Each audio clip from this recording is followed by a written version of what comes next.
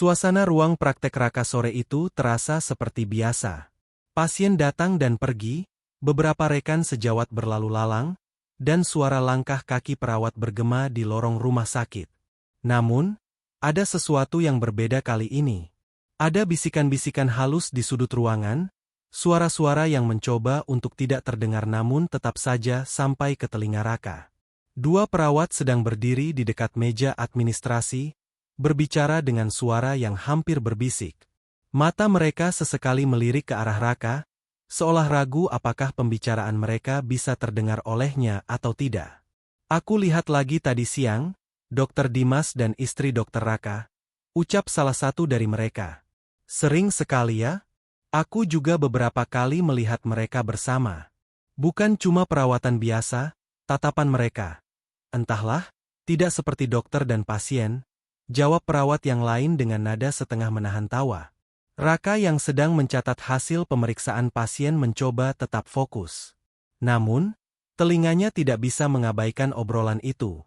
Tangannya sedikit terhenti di atas kertas, meski wajahnya tetap terlihat tenang. "Serius, aku tadi melihat mereka di lobi. Duduk bersebelahan, berbicara cukup lama. Bukannya perawatan Dokter Dimas biasanya cepat? Ah, mungkin memang hanya konsultasi lebih lanjut. Atau mungkin lebih dari itu." Mereka tertawa kecil sebelum akhirnya menyadari bahwa ruangan masih dihuni oleh orang lain. Salah satu perawat melirik ke arah Raka dan langsung menyikut temannya, memberi isyarat untuk berhenti bicara. Namun, semua yang mereka ucapkan sudah masuk ke dalam pikiran Raka. Ia menarik napas dalam, mencoba mengabaikan rasa tak nyaman yang tiba-tiba muncul di dadanya. Ia bukan tipe orang yang mudah terpancing rumor. Namun, mendengar nama istrinya disebut-sebut dalam pembicaraan seperti itu, ditambah lagi dengan Dr. Dimas yang memang sering ia temui di rumah sakit, tentu saja tidak bisa diabaikan begitu saja. Suasana kembali normal ketika seorang pasien masuk ke ruang praktik. Raka tersenyum seperti biasa, menyambut pasien dengan ramah. Namun, di dalam hatinya, ada sesuatu yang mulai bergejolak. Ia berusaha mengabaikannya. Mungkin ini hanya sekadar obrolan iseng, tanpa dasar yang jelas. Namun, satu hal yang tidak bisa ia pungkiri, rasa penasaran mulai mengusik pikirannya. Hari itu, Raka merasa ada sesuatu yang mengganggunya. Sejak mendengar bisikan para perawat kemarin, pikirannya tidak bisa lepas dari bayangan Alina dan Dimas. Namun, ia berusaha tetap profesional.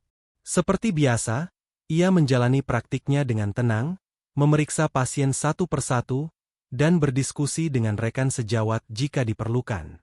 Namun, tanpa ia rencanakan, langkah kakinya membawanya ke salah satu lorong di rumah sakit yang mengarah ke ruang tunggu pasien estetika.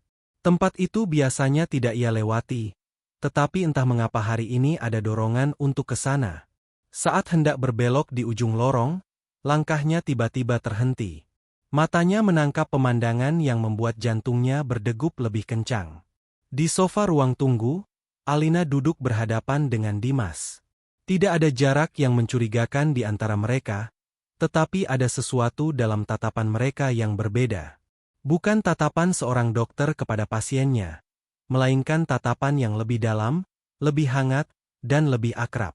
Dimas tersenyum tipis, sementara Alina tampak menunduk sesekali, seperti merasa malu atau mungkin nyaman. Raka berdiri diam di tempatnya, menyadari bahwa mereka tidak menyadari keberadaannya. Ia ingin percaya bahwa ini hanya perasaan sesaat, bahwa ini hanyalah percakapan biasa. Tetapi bisikan yang ia dengar kemarin kembali berputar di kepalanya. Perlahan, ia memalingkan wajah dan melangkah mundur, memilih untuk tidak berlama-lama di sana. Namun, hatinya mulai terusik lebih dalam. Sepanjang hari, bayangan Alina dan Dimas terus berputar di kepala Raka.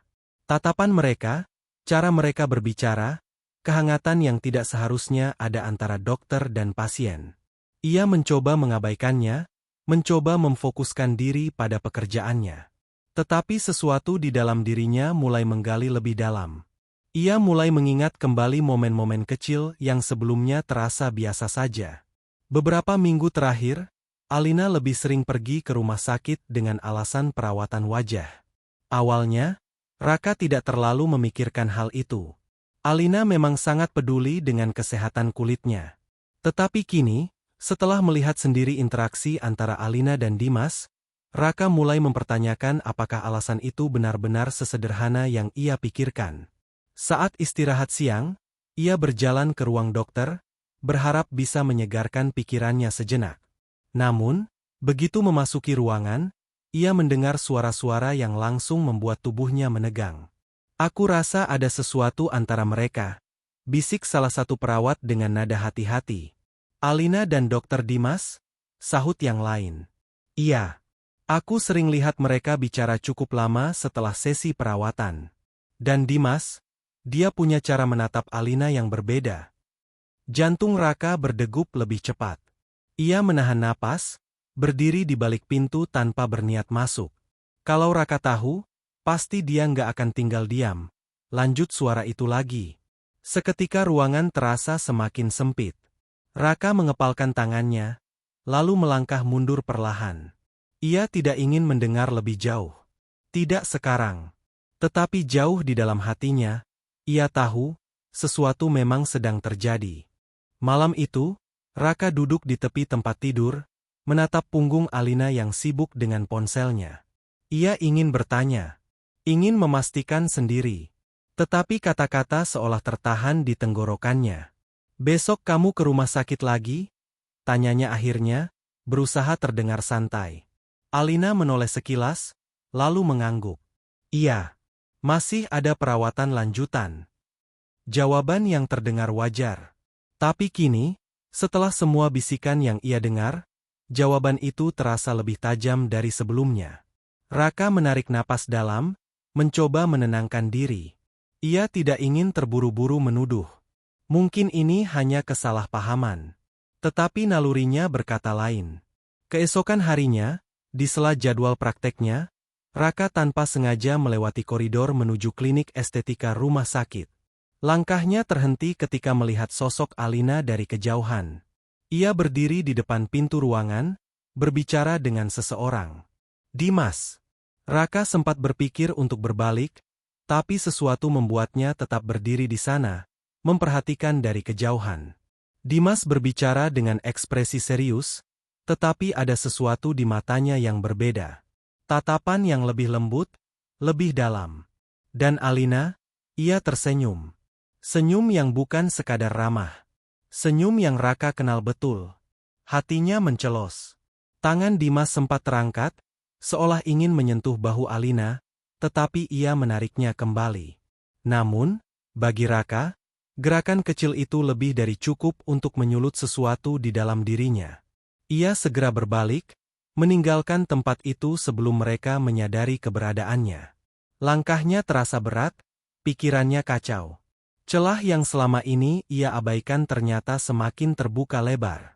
Dan kini, ia tak bisa lagi memejamkan mata terhadap kenyataan yang ada di depan matanya. Malam semakin larut, tetapi mata Raka tetap terbuka. Pikirannya terus mengulang kejadian di rumah sakit tadi siang. Tatapan Dimas. Senyum Alina. Gerakan kecil yang mengisyaratkan lebih dari sekadar hubungan dokter dan pasien. Di sebelahnya, Alina tertidur dengan napas teratur. Seolah tak ada beban. Seolah tak ada sesuatu yang perlu disembunyikan. Raka menoleh, menatap wajah istrinya dalam remang kamar. Sejak kapan ia mulai meragukan wanita yang telah menemaninya selama ini? Atau sejak kapan ia merasa dirinya mulai tersisih? Keesokan paginya, Raka bangun lebih dulu. Ia sengaja tidak membangunkan Alina dan memilih berangkat ke rumah sakit lebih awal. Ia butuh waktu untuk sendiri, untuk berpikir lebih jernih. Namun, bahkan saat ia duduk di ruangannya, pikirannya tetap tak bisa tenang. Ketukan di pintu membuatnya tersentak. Begitu ia mengizinkan masuk, seorang dokter senior melangkah ke dalam. Usianya jauh di atas Raka, dengan pengalaman bertahun-tahun yang membuatnya dihormati banyak orang. "Raka, aku mau bicara sebentar." Raka mengangguk, memberi isyarat agar dokter itu duduk. Pria itu menatapnya dengan sorot mata penuh pemahaman. Aku nggak mau berbicara panjang lebar. Tapi aku merasa perlu mengingatkanmu. Raka mengernyit. Ada apa, dok? Dokter senior itu diam sejenak, lalu berkata dengan nada bijak. Aku tahu, kabar tentang Alina dan Dimas mulai terdengar di mana-mana. Dan aku juga tahu kau pasti mendengarnya. Raka terdiam. Ucapan itu seperti mengukuhkan apa yang ia lihat kemarin. Aku sudah lama bekerja di rumah sakit ini, dan aku sudah melihat banyak hal terjadi. Aku nggak mau ikut campur urusan pribadimu, Raka. Tapi satu hal yang harus kau ingat. Jangan biarkan masalah ini mengganggu pekerjaanmu. Dokter itu menatapnya tajam. Kita adalah dokter. Tugas kita adalah merawat pasien, apapun yang terjadi dalam hidup kita. Jangan sampai emosimu mengambil alih. Pasien tetap butuh perhatian dan ketenangan dari kita. Raka menghela napas panjang. Tangannya mengepal di atas meja. Aku mengerti, dok. Jawabnya akhirnya. Dokter itu mengangguk pelan, lalu bangkit dari tempat duduknya. Jangan ragu untuk bicara, kalau kau butuh seseorang untuk mendengar. Setelah pria itu pergi, Raka menatap kosong meja di depannya. Kata-kata dokter senior itu terus terngiang di kepalanya. Ia harus tahu kebenarannya. Langsung dari Alina. Dan kali ini, ia tak akan menutup mata lagi. Malam itu, Raka pulang lebih awal dari biasanya. Ia ingin berbicara dengan Alina. Ia ingin mendengar langsung dari bibir istrinya. Namun, begitu masuk ke rumah, suasana terasa hening. Lampu ruang tamu masih menyala, tapi tak ada tanda-tanda keberadaan Alina. Langkahnya terhenti di depan meja makan. Ada sepiring makanan yang belum disentuh. Sesuatu terasa aneh. Raka menghela napas dan berjalan ke kamar. Begitu membuka pintu, ia melihat Alina duduk di tepi tempat tidur, ponselnya masih dalam genggaman. Wajahnya terlihat cemas, seolah sedang menunggu sesuatu. Alina tersentak ketika melihat Raka. Ponselnya buru-buru ia taruh di samping. Kamu sudah pulang. Raka mengangguk. Ia berjalan mendekat dan duduk di tepi ranjang, tepat di samping Alina. Keheningan mengisi ruangan, hanya terdengar suara napas mereka yang tidak beraturan. Ada yang mau aku tanyakan, suara Raka terdengar dalam dan tenang, tapi ada ketegangan yang sulit disembunyikan. Alina menatapnya dengan ragu. Tanya apa? Raka menghela napas panjang, berusaha mengendalikan emosinya.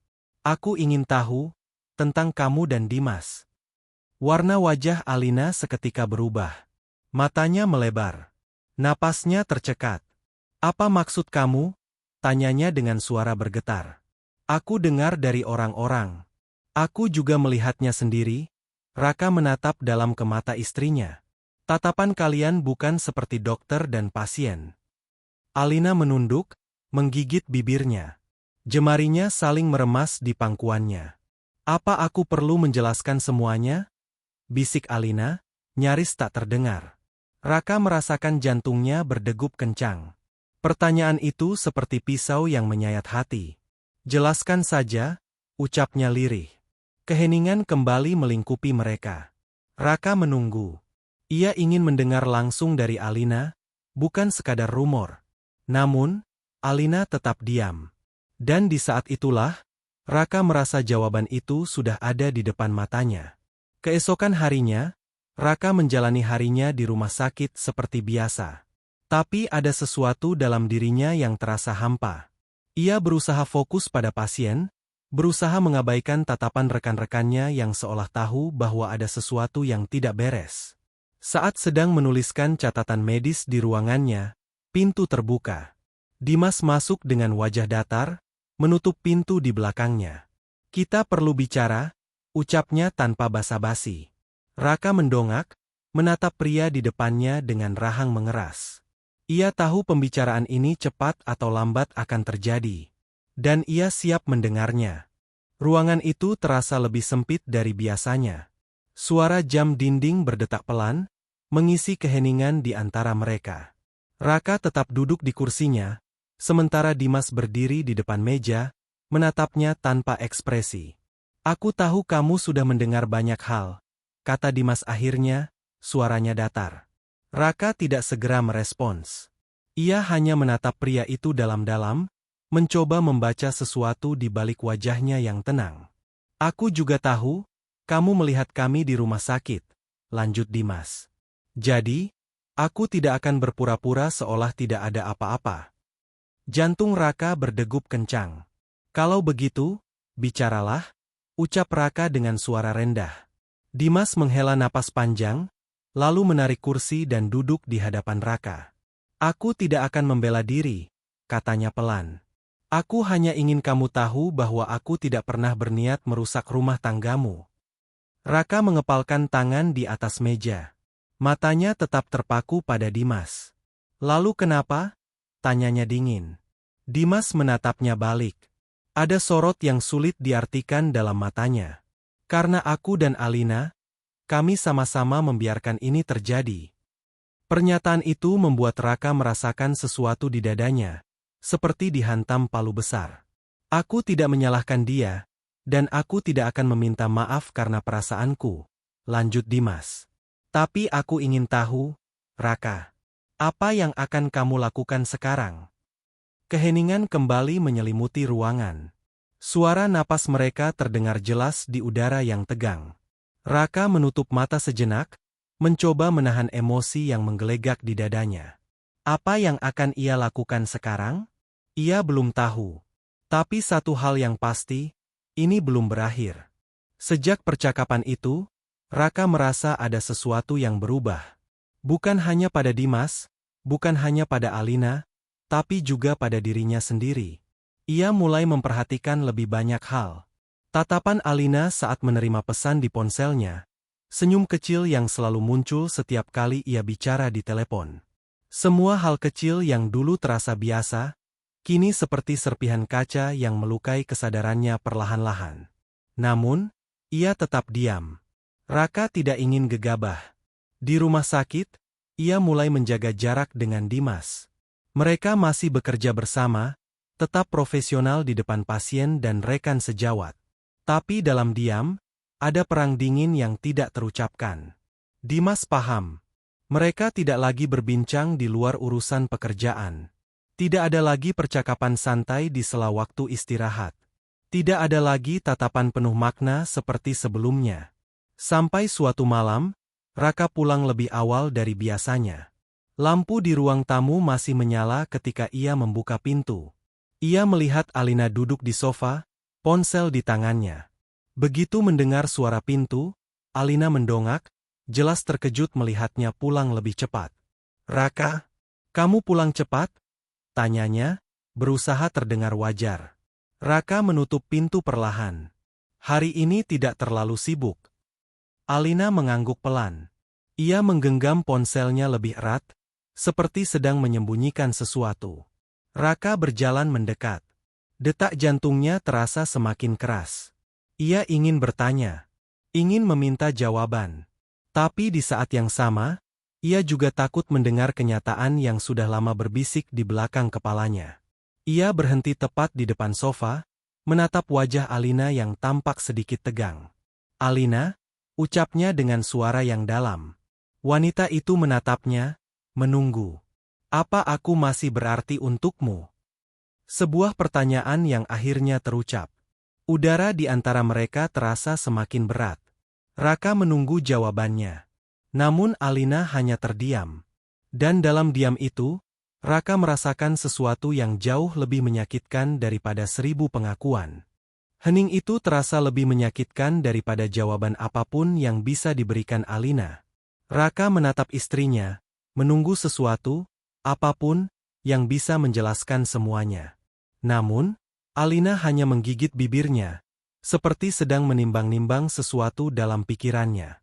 Aku lelah, Raka, suaranya pelan, hampir seperti bisikan. Raka mengerjap. Lelah? Apa maksudnya?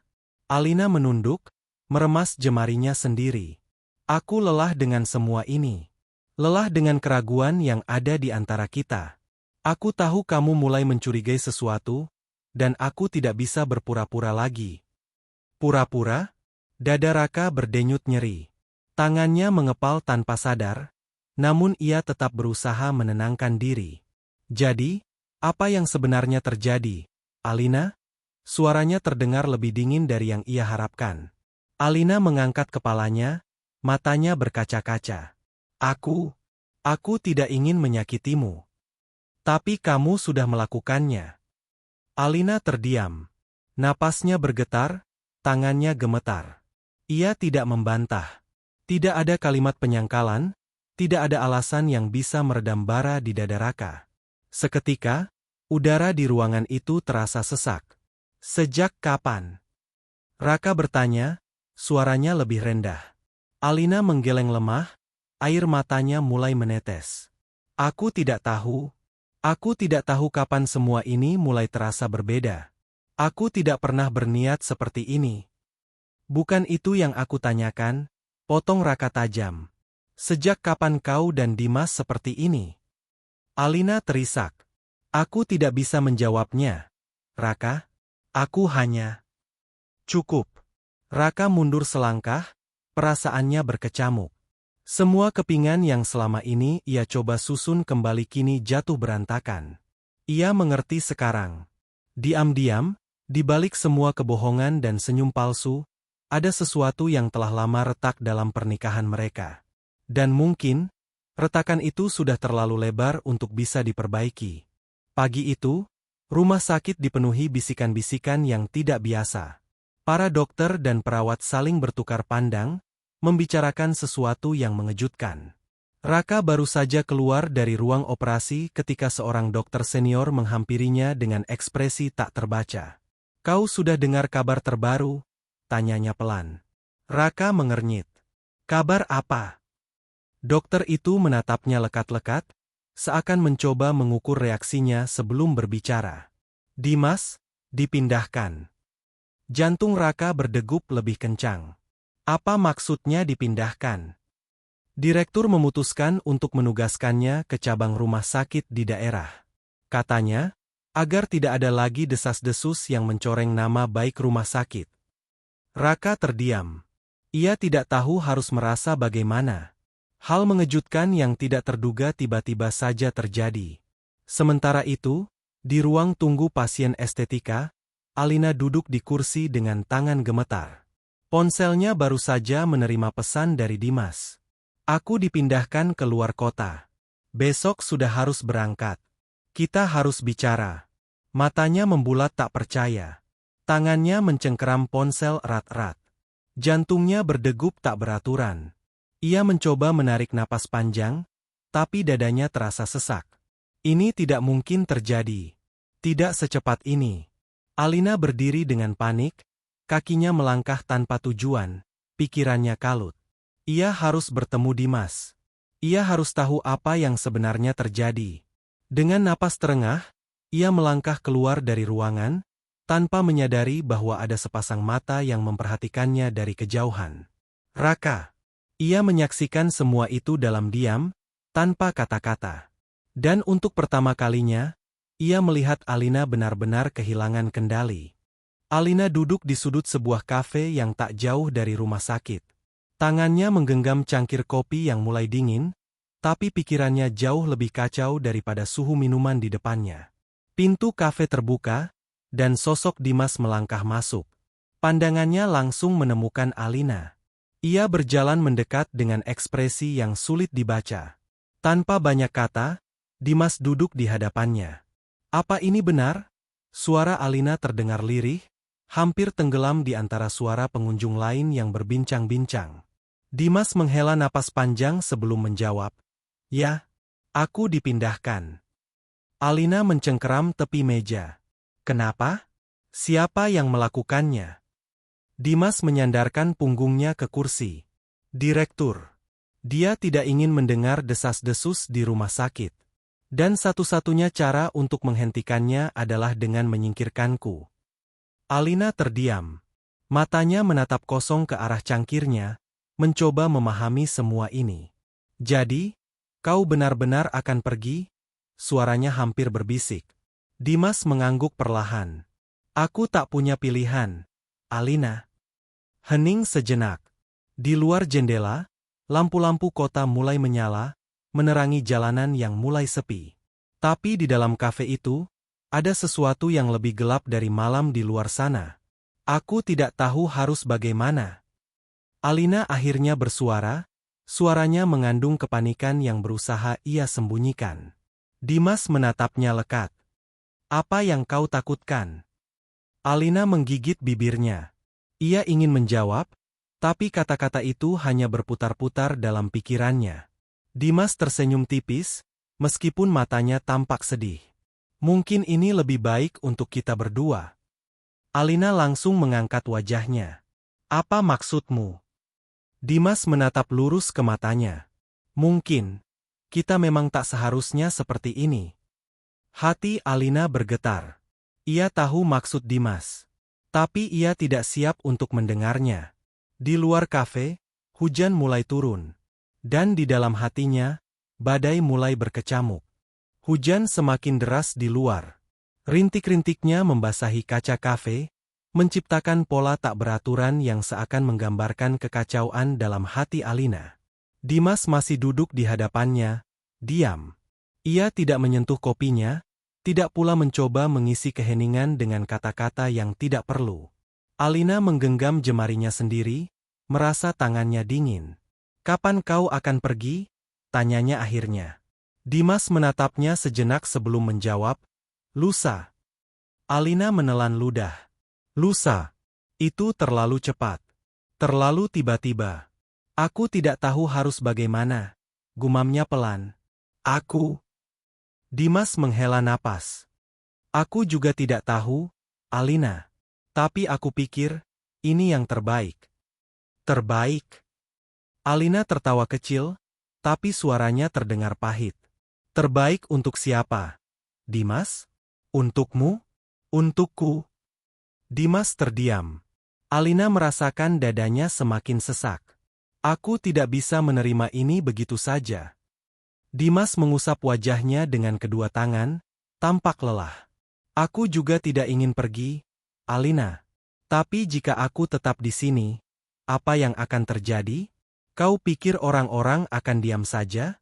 Kau pikir Raka tidak akan tahu selamanya? Alina terdiam.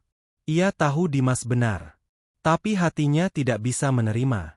Jadi ini, akhir dari segalanya? Suara Alina bergetar. Dimas menatapnya lekat. Ada banyak hal yang ingin ia katakan, tapi ia tahu, kata-kata tidak akan mengubah apapun. Aku tidak tahu, jawabnya jujur. Tapi mungkin, kita harus membiarkan waktu yang menjawabnya. Alina menggigit bibirnya, menahan rasa perih yang mulai menguasai dirinya. Di luar, hujan terus turun. Di dalam, air mata mulai menggenang di pelupuk matanya.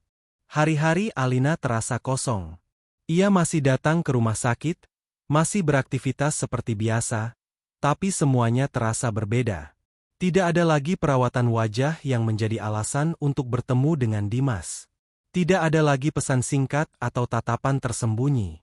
Ia sering termenung, pikirannya dipenuhi bayangan Dimas yang telah pergi.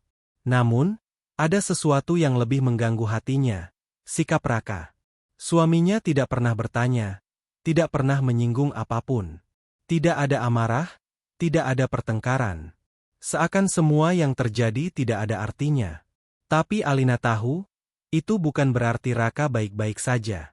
Malam itu, Raka pulang lebih awal dari biasanya. Alina yang duduk di ruang tamu menoleh ke arahnya. Tapi Raka hanya melepas jasnya dan berjalan ke dapur tanpa sepatah kata. Alina menarik napas dalam, mengumpulkan keberanian. Raka, panggilnya pelan. Langkah Raka terhenti sejenak, lalu ia berbalik, menatap Alina tanpa ekspresi. Ada yang ingin kubicarakan, lanjut Alina. Tanpa berkata apa-apa, Raka berjalan ke sofa dan duduk di hadapan Alina. Ia bersandar, menyilangkan tangan di dada, menunggu. Alina menggigit bibirnya. Aku tahu, akhir-akhir ini aku banyak berubah. Raka mengangkat sebelah alis. Akhir-akhir ini. Alina terdiam. Ia tahu maksud Raka. Aku tidak tahu harus mulai dari mana, kata Alina akhirnya. Raka menghela napas. Mulai saja dari yang ingin kau katakan. Alina menatap mata suaminya. Mata yang dulu selalu hangat, tapi kini dipenuhi kelelahan dan kehati-hatian. Aku merasa, ada sesuatu yang hilang dari kita, ujar Alina pelan. Raka menatapnya, tapi tidak menyela. Aku tidak menyalahkanmu. Aku tahu kau bekerja keras. Aku tahu kau selalu berusaha memenuhi kebutuhan kita.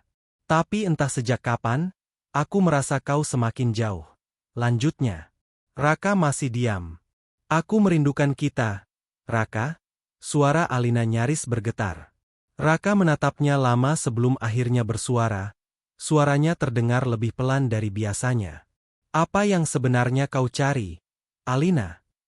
Alina terdiam. Kau tahu bagaimana perasaanku saat mendengar desas-desus itu? Lanjut Raka. Saat aku melihatmu di rumah sakit dengan tatapan yang tidak seharusnya. Alina merasakan hatinya mencelos. Aku tidak marah, kata Raka, karena aku terlalu lelah untuk marah. Aku hanya bertanya-tanya, apakah kau masih menganggap aku bagian dari hidupmu? Alina menunduk, meremas jemarinya sendiri. Aku hanya ingin tahu, kata Raka lagi. Apa kau pernah mencoba berbicara padaku sebelum semuanya sejauh ini? Alina membuka mulut, lalu menutupnya lagi.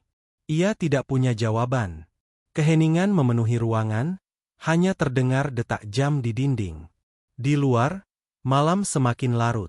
Tapi percakapan mereka baru saja dimulai. Alina menarik napas panjang. Ia harus mengatakan ini. Jika tidak sekarang, kapan lagi? Aku tidak pernah ingin semuanya menjadi seperti ini. Suaranya lirih. Raka masih diam, matanya tajam menelusuri setiap ekspresi di wajah Alina. Ia tidak menunjukkan emosi apapun, tapi juga tidak menghindari pembicaraan ini. Aku merasa sendirian, Raka, lanjut Alina, suaranya sedikit bergetar. Kau selalu sibuk. Aku tahu pekerjaanmu penting, aku tahu kau melakukannya demi kita. Tapi, entah sejak kapan aku merasa kita tidak benar-benar hidup bersama. Aku merasa seperti istri yang hanya menunggumu pulang, tanpa tahu kapan kau benar-benar ada untukku. Raka menutup matanya sejenak. Aku tidak pernah bermaksud membuatmu merasa begitu. Aku tahu. Alina menatapnya, mencari sesuatu di wajah suaminya. Tapi kau juga tidak pernah melihat bahwa aku butuh kau, Raka. Keheningan kembali menyelimuti mereka. Apa yang sebenarnya kau inginkan, Alina? Tanya Raka akhirnya. Alina menggigit bibirnya. Aku ingin merasa dicintai. Aku ingin merasa kau melihatku, bukan hanya sebagai seseorang yang ada di rumah ini, tapi sebagai istrimu. Aku ingin, kau berbicara denganku, menanyakan hariku, berbagi cerita tentang harimu. Aku ingin kita menghabiskan waktu bersama tanpa harus selalu menunggu waktu luangmu yang nyaris tidak ada. Raka mengusap wajahnya. Aku pikir aku sudah melakukan yang terbaik. Tapi tidak cukup, potong Alina pelan. Dan aku tahu, aku juga salah karena mencari perhatian di tempat lain. Aku tidak akan menyangkalnya. Raka terdiam. Aku tahu aku menyakitimu, lanjut Alina. Aku juga menyakiti diri sendiri. Aku tidak ingin semua ini terjadi, Raka. Aku tidak ingin kehilanganmu. Tapi aku juga tidak ingin menjalani pernikahan yang terasa seperti dua orang asing yang tinggal di rumah yang sama. Mata Raka sedikit melembut, tapi ia masih menatap Alina dengan hati-hati. Kau ingin aku berubah? Tanyanya. Alina menggeleng. Aku ingin kita berubah. Aku ingin kita kembali seperti dulu, saat kita masih saling berbicara, saat kita masih saling mengerti. Aku ingin kita berusaha. Raka menghela napas panjang. Ia merasakan kepedihan di hati Alina, tapi juga masih merasakan luka di hatinya sendiri. Ia menatap istrinya lama, sebelum akhirnya berkata, "Apa kau yakin? Ini yang kau inginkan?" Alina menatap balik, matanya penuh keyakinan. Ya, Raka. Ini yang benar-benar kuinginkan. Alina menatap Raka dengan mata yang mulai berkaca-kaca. Kata-kata yang selama ini tertahan di hatinya akhirnya keluar. Ia tak lagi ingin menyembunyikan apapun. Aku minta maaf, Raka. Ucapnya pelan, suaranya bergetar. Aku minta maaf karena telah menyakitimu. Aku menyesal, sungguh menyesal. Raka tidak langsung menjawab. Ia menatap istrinya dalam diam, seakan mencoba memahami semua yang baru saja diucapkannya. Alina menarik napas dalam-dalam, berusaha menenangkan dirinya sendiri. Aku tahu aku telah melakukan kesalahan. Aku tahu aku mengecewakanmu. Tapi aku ingin kita berusaha lagi. Aku ingin memperbaiki semuanya. Aku tidak ingin kehilanganmu, Raka. Raka akhirnya menghela napas panjang. Matanya melembut, meski di dalamnya masih tersisa luka yang belum sepenuhnya sembuh. Aku juga minta maaf, Alina, katanya akhirnya. Mungkin selama ini aku terlalu sibuk dengan pekerjaanku sampai aku tidak menyadari kalau kau merasa sendirian. Aku tidak pernah bermaksud mengabaikanmu, aku hanya berpikir aku sedang berjuang untuk kita. Tapi aku lupa bahwa kau juga berjuang sendiri. Alina menggigit bibirnya, menahan air mata yang hampir jatuh. Aku tidak ingin ini terjadi lagi, lanjut Raka. Kalau kita akan mencoba lagi, kita harus saling terbuka. Kita harus benar-benar berusaha. Alina mengangguk cepat. Aku mau, Raka. Aku mau kita mencoba lagi. Raka menatap istrinya dalam-dalam, lalu mengulurkan tangannya. Alina meraih tangan itu dengan erat, seakan tidak ingin melepaskannya lagi. Malam itu, mereka berbicara lebih lama dari biasanya. Tidak ada lagi dinding yang menghalangi mereka, tidak ada lagi kebisuan yang menyesakkan. Untuk pertama kalinya dalam waktu yang lama, mereka benar-benar saling mendengarkan. Raka kini tahu bahwa ia harus lebih romantis pada istrinya. Ia tidak ingin Alina merasa sendiri lagi. Ia ingin Alina tahu bahwa ia dicintai, bahwa ia tetap menjadi satu-satunya wanita yang ada di hatinya. Dan Alina, akhirnya bisa bernapas lega. Ia tahu perjalanan mereka tidak akan selalu mudah, tapi kali ini, ia yakin mereka akan berusaha bersama. Hari-hari berikutnya terasa berbeda bagi Raka dan Alina. Tidak ada lagi kebisuan di antara mereka. Tidak ada lagi jarak yang terasa jauh meski mereka berada dalam satu rumah. Raka mulai membiasakan dirinya untuk lebih meluangkan waktu. Meski sibuk dengan jadwal operasinya, ia selalu memastikan ada waktu untuk Alina. Mereka kembali menghabiskan malam bersama, entah itu dengan makan malam di luar, sekadar berjalan-jalan di taman, atau duduk berdua di teras sambil berbincang. Alina pun merasakan perubahan itu. Raka yang dulu terasa dingin, kini lebih hangat. Pria itu mulai lebih sering menggenggam tangannya saat berjalan. Mengirim pesan singkat hanya untuk mengatakan bahwa ia merindukannya. Bahkan tak jarang, Raka mengejutkannya dengan membawa pulang bunga atau makanan favoritnya. Aku cinta kamu, bisik Raka suatu malam, saat mereka sedang duduk di balkon rumah mereka, menikmati udara malam yang sejuk. Alina tersenyum. Aku juga cinta kamu, Raka, jawabnya dengan tulus. Hari demi hari berlalu, hingga suatu ketika ada sebuah acara besar yang digelar oleh rumah sakit tempat mereka bekerja. Sebuah pertemuan besar bagi para dokter dari berbagai departemen. Raka dan Alina datang bersama. Saat mereka memasuki aula tempat acara berlangsung, bisik-bisik kecil mulai terdengar. Beberapa dokter yang sebelumnya sempat membicarakan hubungan mereka kini, memperhatikan dengan penuh rasa penasaran. Raka, dengan penuh percaya diri, menggenggam tangan Alina. Ia memastikan semua orang yang melihat mereka tahu bahwa hubungan mereka telah membaik. Alina pun tidak lagi merasa canggung. Ia menatap para kolega Raka dan tersenyum. Tatapan mereka penuh tanya, namun tidak ada seorang pun yang berani mengungkapkannya secara langsung. Ketika salah satu dokter mendekati mereka dan dengan hati-hati bertanya, "Kalian, baik-baik saja, kan?" Raka hanya tersenyum tipis. "Lebih baik dari sebelumnya," jawabnya singkat, tapi penuh makna. Alina ikut tersenyum, merasa lega. Semua desas-desus yang beredar selama ini, perlahan akan menghilang. Yang terpenting, mereka telah melewati masa sulit itu bersama. Acara malam itu terasa begitu menyenangkan. Raka dan Alina menikmati momen itu, seakan menegaskan kepada semua orang, dan juga kepada diri mereka sendiri, bahwa kini mereka telah memulai kembali dari awal. Tidak ada lagi kebimbangan. Tidak ada lagi jarak yang memisahkan mereka. Yang ada hanya mereka berdua, berpegangan tangan, memilih untuk tetap bersama. Kesetiaan dalam pernikahan bukan hanya tentang bertahan di tengah badai, tetapi juga tentang saling memahami dan berkomunikasi dengan hati yang terbuka. Kesibukan dan rutinitas seringkali membuat pasangan lupa untuk menghargai satu sama lain, hingga godaan dari luar terasa lebih menggoda. Namun, cinta yang sejati adalah ketika dua insan memilih untuk kembali, memperbaiki, dan menguatkan hubungan mereka. Kesalahan bukanlah akhir, tetapi bisa menjadi awal yang lebih baik jika dihadapi dengan kejujuran, kesabaran, dan kesediaan untuk berubah bersama. Semua orang pernah salah, dan setiap yang bersalah berhak memiliki kesempatan kedua. Semoga kita adalah orang-orang yang bisa berlaku setia dan juga pemaaf dan lapang dada.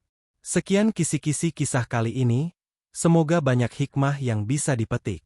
Jangan lupa like, subscribe juga komen untuk dapat update terbaru kami. Terima kasih.